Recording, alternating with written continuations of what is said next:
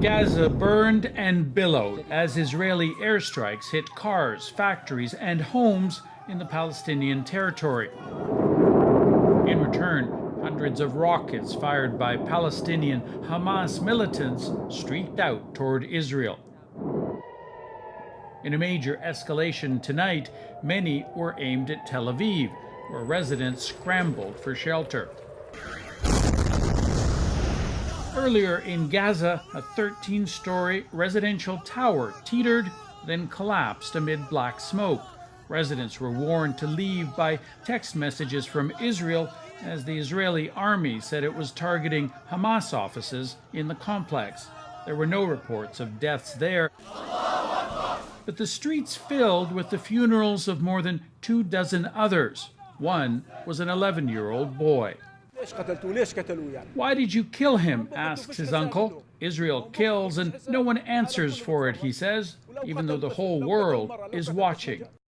Along the border with Gaza, Israel lined up its tanks, threatening an invasion. And in a meeting with military commanders, Israeli Prime Minister Benjamin Netanyahu was defiant.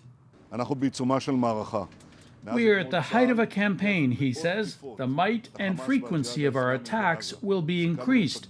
Hamas will be getting blows it didn't expect.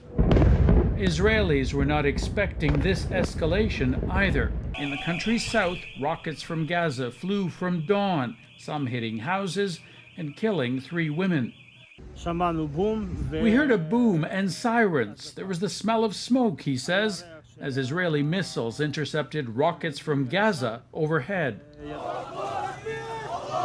A spokesman for Hamas in Beirut isn't making any promises about how long these will continue. He blames Israel for starting clashes in Jerusalem. I'm not saying that we will continue firing the rockets. I'm saying that we will keep defending our people. We'll do our best to protect our holy places, the mosques, the churches.